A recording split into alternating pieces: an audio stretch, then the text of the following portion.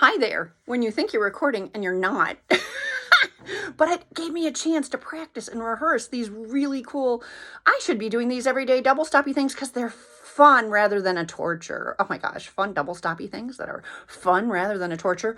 It's pretty much going to be a closed hand deal because the rotation occurs along the pinky side of the hand. So I tend to start on fourth finger all the time and open up from the pinky instead of these weird piano things that make you keep your hand kind of cocked. Well, that's going to be really mean to your wrist, which is the weirdest, most bizarre, amazing intersection ever of so many muscles and tendons and blood and bones, and much better to operate with a balance from the pinky side of the hand, and everything is so much more friendly. Hello. So here we are. Variolage. Oh my, that's just the greatest word to introduce to a child or an adult at any age. And then I find my major third. And here I am in second position on my middle two strings. Hello, comfort for double stops and the bow.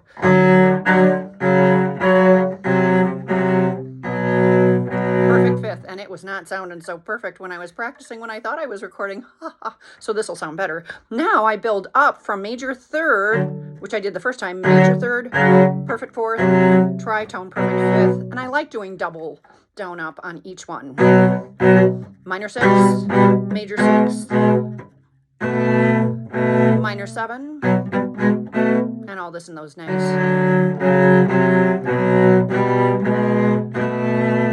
Definitely was not sounding that nice a few minutes ago.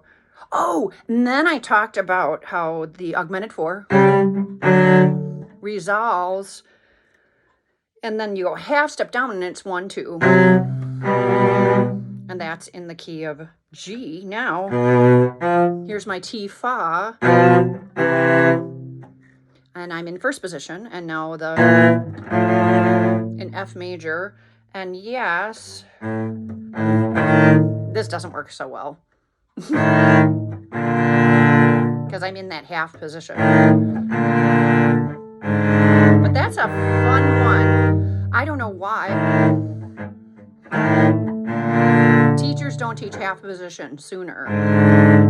And this would get everybody relaxed on their pinky and not worrying about it. You do the tritone A, E flat to B flat D. And then you do the tritone A flat D to G A flat. In fact, my student who, among my students of the decades, one student is coming to mind in particular, great guy, but just has been a first position slave, and the poor guy doesn't realize how fun it is. Of course, it doesn't help when my women and men in my studio have bridges that are too high. That doesn't promote wanting to leave first position because, gosh, it's hard enough to survive first position. Hey, luthiers out there, don't put the bridge so high. My bridge is super low, almost insanely low, like it couldn't go any lower than this. From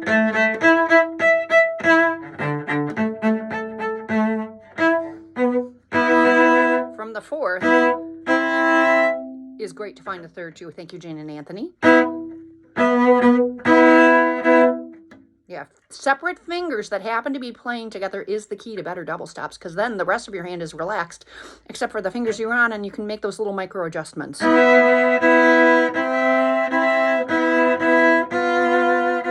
then finding the tritone and doing that same circle of fifth exercise around the keys of the flat side.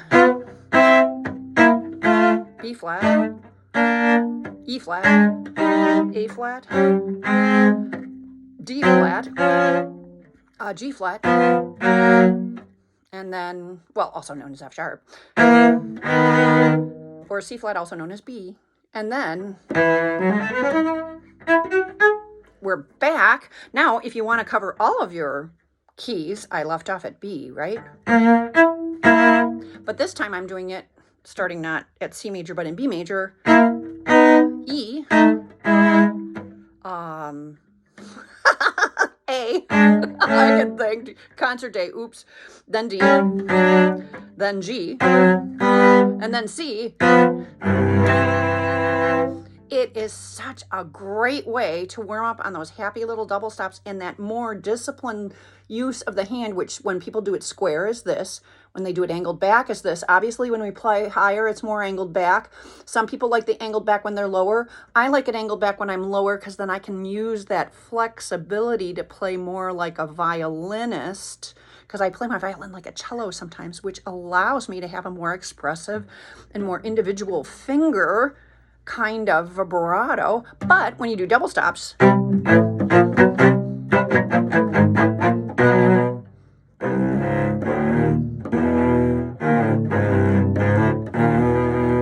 you know you've conquered those, well, at least today.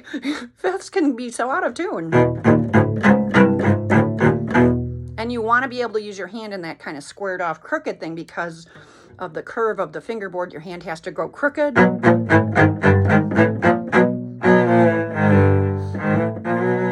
And I won't mention that pink alliterative cat.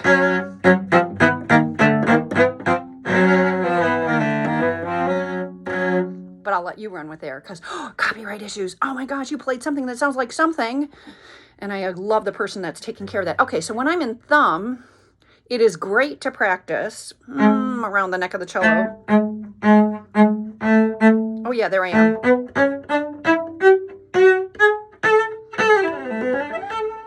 And then the same pattern would be Dorian.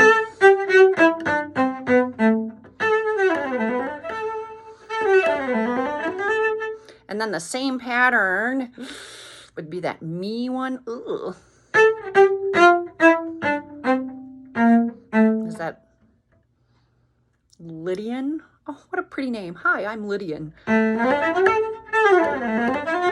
Oh, I did that much better than when I did it before. Now, I'm way back up in normal thumb position where the thumb is just on the harmonic resting lightly, but this is a great way that I like to warm up as well.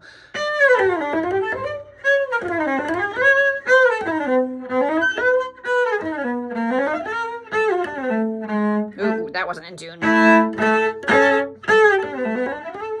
Or you go.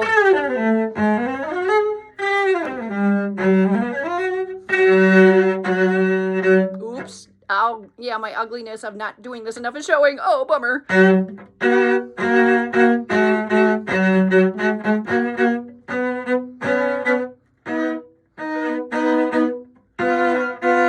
That would be a good exercise too, I suppose. I'll have to review this and do this every day myself. Ooh, 8 minutes or less.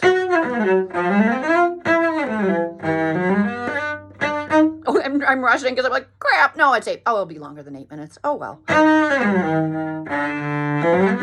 I'll have to work on that. Oh, and then I ended the other video that I didn't record that I thought I was.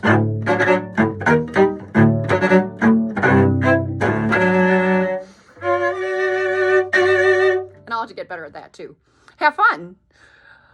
Warm-ups don't have to be yucky. Otherwise, why would you want to do them? And if you're wanting to have fun in your music playing, why would you train yourself to feel yucky?